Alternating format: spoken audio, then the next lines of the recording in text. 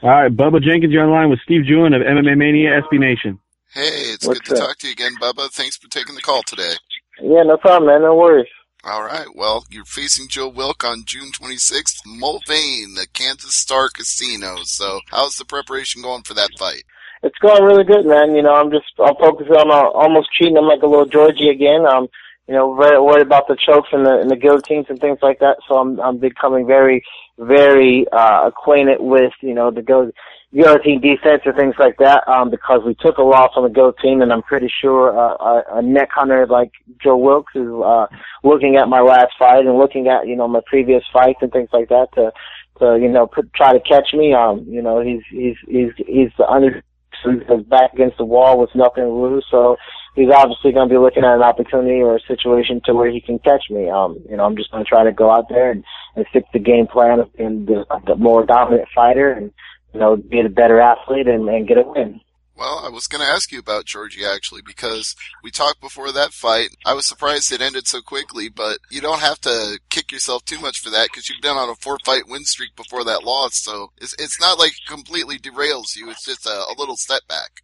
Absolutely. You know, I agree with you. I didn't expect it or see it going that quickly. You know, I definitely threw my game plan out the window when I got in there, and, you know, that's a little bit more of me trying to be acquainted with getting experience. A lot of people think, you know, with the fights that I have under my belt that I have a lot of experience, but a lot of my fights went very, very quickly, and, you know, the rest of them, you know, I kind of just wrestled the guy to death.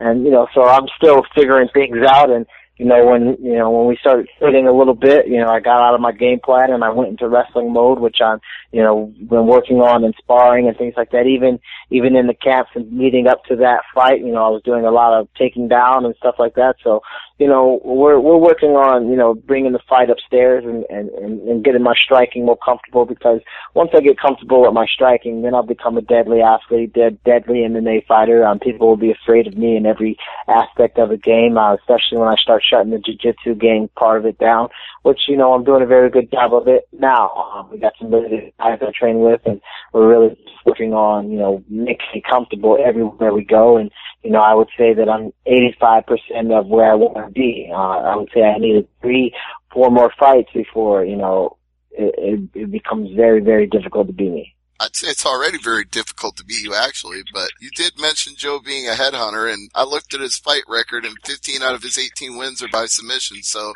you're not wrong about that. It seems like he's a guy who will definitely go for the choke or some kind of submission.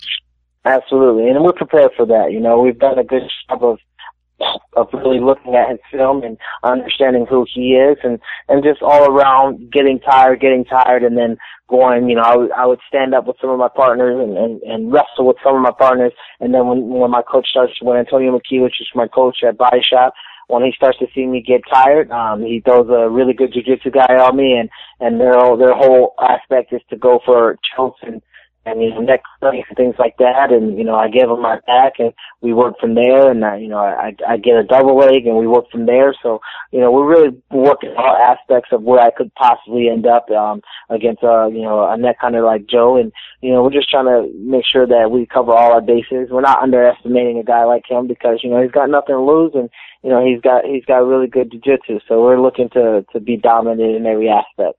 Indeed, and it looks to me, and the fight order could of course change, but right now it looks like you're the fight that's going to lead into Spike TV, so that they're looking at that fight as you going out there to really get the crowd pumped up before the main event starts. Right, you know, I'm excited about that. He's a hometown guy, so, you know, he's going to be, you know, have a crowd behind him. He's going to, you know, really into it. So, you know, that's something that we're taking into consideration with the noise and, you know, the crowd not being for me, a very pro Joe Wilkes crowd. And, you know, I've been in dungeons and situations like that, so I'm not, you know, too nervous about it, but we've taken it into account, and, you know, we're going to go out there and try to put on the show and hopefully get on the main card. Absolutely, yeah. That fight could end up being bonused on TV. You never know about that. But going back to the Georgie Karakhanyan fight, that seems to have propelled him. Do you look back? Do you have any regrets about that, thinking that you could be in that spotlight right now? Oh, no, I knew that was the game plan. The winner of that fight was possibly going to go on to look into a title shot. But, you know, I don't have any regrets. You know, the setback, I feel more like a slingshot. about the fight, then I do feel, like I took a step backwards. I'm being pulled back with the loss just to be propelled faster forward. I'm taking that loss as, a part of my success, not a real big part of the failure. A lot of people look at losses as being the opposite of success, but I look at that loss as, being a part of my success. I'm learning from it. I learned from it. That's something that I gotta do to be a better athlete, be a better fighter, get more experience, understand that if you have a game plan, you gotta stick to a game plan. If you're going to be a mixed martial artist, you gotta be a mixed martial artist, not a wrestler who can do other things and trying to, mix it up that way. I just gotta, take my lumps, take my losses and keep moving. The first loss that I took was, because I underestimated the guy. We're in another situation right now where I could possibly underestimate the guy, and he's got a good choke. So you take my last two losses, my only two losses, you put them together, that's what Joe Wilkes presents. And, it's one of those situations that, have you learned from anything? Are you getting better at anything? Are you developing? And I think it's going to be a good portrayal of where I am. How do you feel about the fact that they continue to sign more prospects and more talents for this featherweight division? It's already one of the deepest in Bellator, and just coming up on this next card in St. Louis, they've got Justin Lawrence, who everybody saw on The Ultimate Fighter, and now he's going to be one of those guys gunning for the same goal you are, getting that featherweight title shot. I don't mind. I don't mind. I don't care. I don't focus on those guys. When I'm as good as I'm going to be, like I said, give me 2 or 3 more fights. When I get to that level, I don't care who you put in front of me. They'll all go down in a different way. I'm going to be ready. I'm going to be, full of experience as far as what I see in the gym, what I like, and I'm prepared for that. I didn't get into this sport or into the weight class or into fighting Bellator, UFC, World Series. I didn't get into the sport thinking, okay, I'm going to pick the easiest route. I know that eventually there's going to be guys that I'm going to have to bump my mouthpiece and just be purely better than. And, I'll be prepared for those guys when the time comes. Right now I'm focusing on Joe Wilkes, and not until you told me that, is there other guys. But, I was the guy that wrestled in weight classes that everybody ducked out of. Everybody ran from the weight classes because the top guys were too hard to beat. And I never did that. And, that made me a better wrestler. That made me a national champion. And I'm not going to change the formula now. You're just looking straight ahead at Joe Wilk, and that's a good thing to do. But at the same time, I want to know, you've talked about what you're doing in the gym since Georgia Karakhanyan. You're talking about what you're going to do with Joe Wilk and how you're preparing for him. But what did you do outside of the gym after Georgia Karakhanyan? What did you do to get your head right and get back into training again before you got ready to take another fight?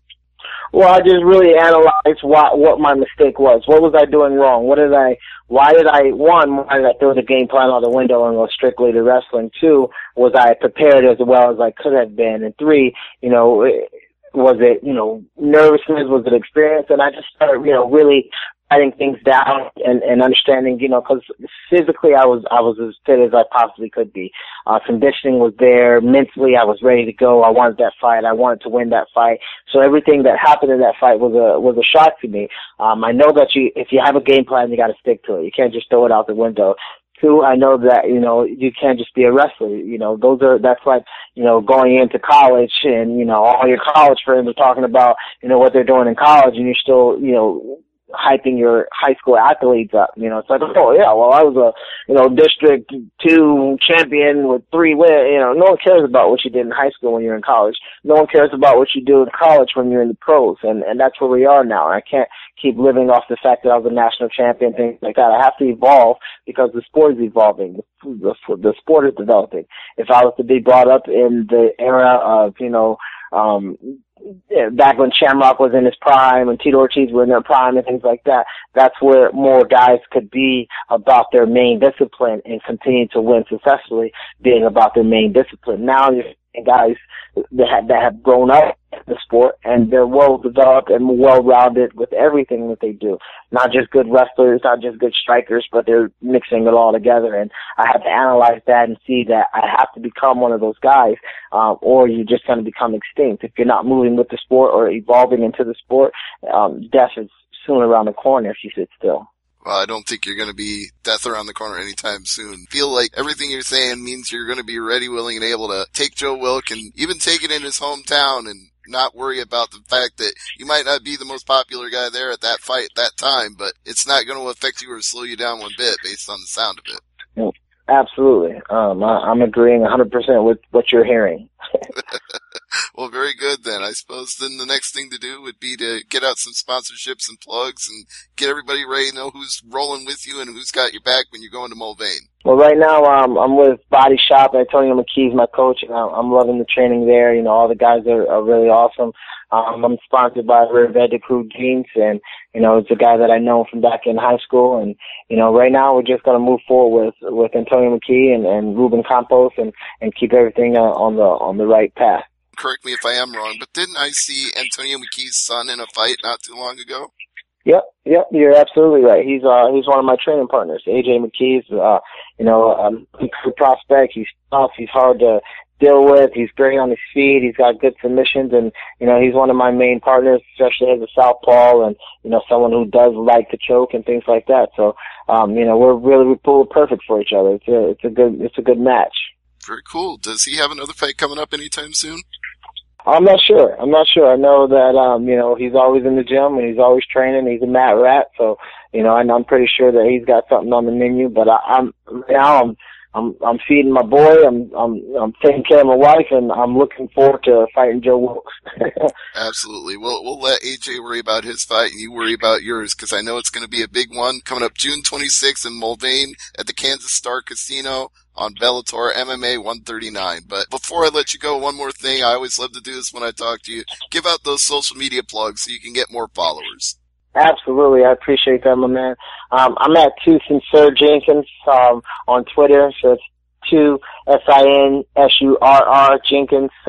It's pretty simple. If you just, Bubba Jenkins on Twitter, and you'll find me. I'm the guy throwing another guy on his net, which, I'm very proud. So I like having that picture up there. On Instagram, I'm Bubba_Jenkins. It's not too hard to find there. And you can go to my Facebook page at Bubba Jenkins and like all my stuff. There's a lot of videos up there. My Instagram's, filled with, things that I'm always doing. And, start trying to, mix it up with the social media a little bit more after the site. I try to get more of, Ask Bubba J type of days and, just get more involved. So, I'm hoping that everybody's out there listening, that they go to my pages and start to see more interaction with me and my fans and me and the people who are following me. That way, I can build start to build a little following, a little cult, a little Bubba J squad. Well, I think you've already got a following right now, but we're just going to increase the following with this article and this interview. So, Bubba, once again, it's always a pleasure to talk to you. Thank you for the time, and I look forward to a tremendous fight with Joe Wilk on the 26th. Thank you, boss. I appreciate it. No problem. And thank you to Bellator and CJ for setting up the call.